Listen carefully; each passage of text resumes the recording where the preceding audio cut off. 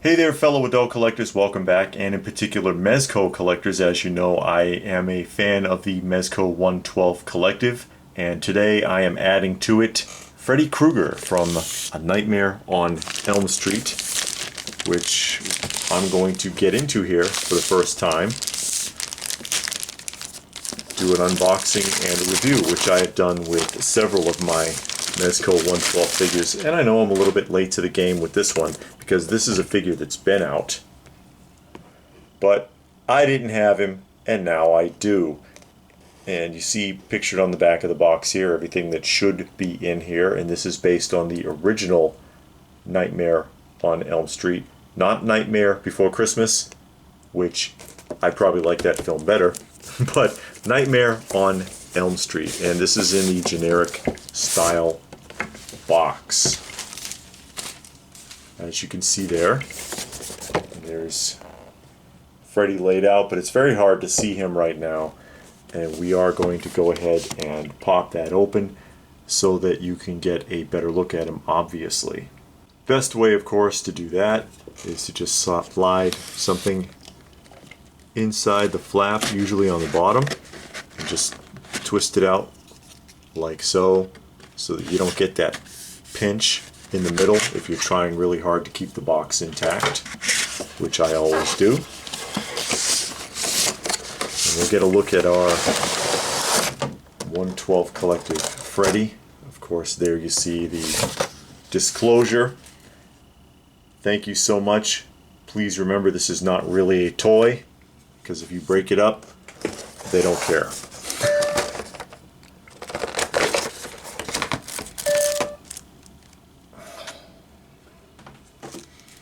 Go ahead and peel all those plastic bits off. And you see his hat came off in there because his hat is removable. It comes with many different faces. He's got actually 4 different heads, including a head with a removable face, which is pretty interesting. Robert Englund, of course, the original Freddy, and you'll notice the shirt is a little bit different. You see how the sleeves are a solid color? Because in the first film they were a solid color, if I'm not mistaken, and then they went to striped sleeves. Not much underneath here, just the 112 collective bag and the arm. So let's go ahead and get him out and take a close look at him and all of the accessories and other parts. And we are back with our Robert Englund Freddy Krueger, original Freddy Krueger Nightmare on Elm Street, 1984. Do you believe it was that long ago? 1984. Really burned up, grizzled, mean looking character here. Thin body type. As you know, they have the muscular and then the really muscular and then the kind of thin body type, and that's what this one is. I like the baggy clothing. I like the overall look of him so far. Of course, we'll take him off and test his articulation here in a minute. Robert Englund, who starred in what, 8 of those films? From 1984 until what, Freddy vs. Jason, which I think was 2003. Somebody can correct me if I'm wrong. I think he was only in 8 of them though, and you see the lithograph on the base there from the original movie poster. And he has 2 claws, 2 claw hands. I'll show you the other one here in a moment. If I could find a sweater like that, I'd probably wear it. I like the sweater, actually. They chose the sweater because the colors were so obnoxious originally, but now it would be fashionable. Best known, Robert Englund, for portraying Freddy Krueger. Although he's been in like 50 movies. But people don't know about that. 50 movies. Most of them B films though, nothing really major, but a lot of films nonetheless. Here's one I bet you never heard of. A film called Eaten Alive from 1976. And in that film, his character name was Buck, F-U-C-K. That was the name of his character. Does that name sound familiar? You heard it in the movie Kill Bill. Kill Bill, of course, is kind of a collaboration of many stories and concepts from a lot of little-known cult classic films. He kind of ripped a bunch of them off. If you're really into cult films, you recognize a lot of what you see and hear in Kill Bill. This is the tearaway face one. I like this one, actually. You can see down into his ear. That's very well sculpted. And then you've got the faceplate. You can see into his mouth as well. A lot of detail. And of course, this does go on. You can snap this into place. See? And that way, then you can have him tear it off. Very cool. Smiling Freddy.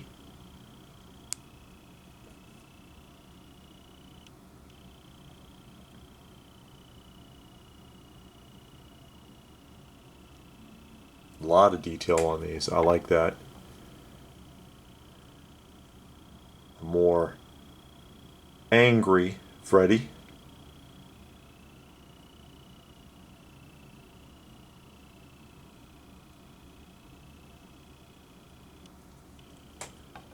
His hat.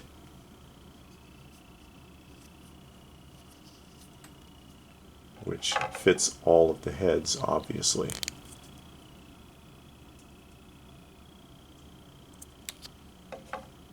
And this is like vinyl. It's not a real cloth hat. An open-handed claw, sort of pointing.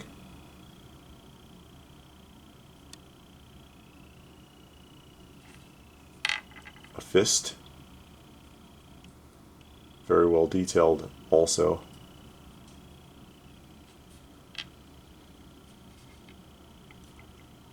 A hand with sliced fingers.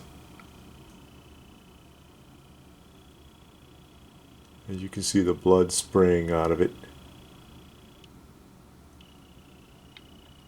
And I'm wondering here if there isn't supposed to be two sprays. And I'm going to look at the back of the box. Nope, it's only one. Because it looked like there should have been two, and I was like, did I get a defect? But apparently not. So okay. And then an open hand, or a reaching, grasping, choking hand, if you will. What looks like the lid to a garbage can. 112 collective bag, and arm in case you wanted to jump 12 feet in the air. So let's go ahead and take him off and test his articulation. And again, I've mentioned this with the last couple of reviews that I've done. He's well attached to the peg, and that's been a huge problem with Mezco 112 figures over the years. Is the peg is not very cooperative. You put the figure on there, it's not stable, and they fall off or it doesn't fit properly, and there's a lot of issues with that. So here we go. There's only a single joint on the neck, so that's limited, but you've got good mobility, and we'll go ahead and we'll pull that out there and swap the head. Here's Angry Freddy. Not too much difficulty changing the heads out, and that's important. Really loose open shoulder rotation. Double jointed elbow, very flexible. Bicep rotation. Changing these hands out, I would be very careful. These notoriously thin parts are easy to break. Wave bye-bye, Freddy. You hear a yowling. It's, hello, Crumb. Thanks for jumping in on what I'm doing here. Another outtake moment. You can go away. Good wrist rotation. and we'll try changing out his hand. That's another thin joint. Kitty, honestly. And putting on the fist. That's Freddy's ride in a minute. I'm going to tape this to his back and make him run around the house. Not too much trouble changing the wrist out, and that's been improving also, because wrist changes have been a problem in the past. Side to side is really fluid. Ab crunch, not bad. Let's take a look at his torso since his sweater comes up. And he's got a standard torso. I'm a little disappointed they've missed an opportunity here, because if you've ever seen his chest, it's got scars all over it. So it would have been nice if they had accompanied that. Decent splits in case he needs to do some breakdancing. Forward and backward movement is pretty average. Actually, his forward leg goes way up. What looks to be a functional pocket, and I'll stick something in his pocket here really quick to take a look. I'll put my key in it. And it's not a functional pocket, it's actually stitched right across there. So not functional in the pockets, but that's okay. Double jointed knee. Double jointed knee. Rotation. And then the shoes are very limited, actually. They twist right there, but up and down and side to side is very, very stiff. You can see the part right through here, but it doesn't want really to move. All right. Overall, not too bad. Not bad at all as far as the articulation and posability is concerned. So let's go ahead and do him up and put him in his new home in the Open by Chance Museum with the other Mezco figures. And here we are again, back down in the Open by Chance toy and action figure and general nostalgia museum, if you will, and our Mezco 1/12 collective section, which I need to expand a little bit. It looks like I'm running out of space. You see I've already got a couple of figures just out of place here because there's Alex DeLarge, because they don't quite fit anymore. And here is Freddy, and I went with the torn away face, at least for now. I'm going to experiment with it a little bit more. I do like the overall look of the figure. I like the posability. You can generally get some better posability out of the thinner figures. See, there's a lot of horror going on this particular strip right here. Like my Ash of the Evil Dead fighting some zombies. But again, I like the overall look of the figure. I like the posability on him. He's very flexible. You get some options with the multiple heads. I may change his face for the smiling head. I'm not quite sure, but I like the look of this one. So what do you think? Do you have this figure? Are you a Freddy fan? I know NECA makes a lot of them, and NECA makes some nice Freddys, actually. NECA does good work. Let me know what your thoughts are in the comment section down below. If this is one that you're interested in, or is this one that you already have. If you don't have this Freddy, did this video help you make up your mind, either for or against picking this particular one up? Tell me about it. Please do give the video a thumbs up if you got something out of it. I hope you did. Share it if you can. Subscribe if you're new. Check out some of the other videos for a lot more Mezco unboxing and reviews, as well as other unboxing and reviews. I do a lot of 6th scale stuff as well. And of course, we do showcases of vintage toys and action figures.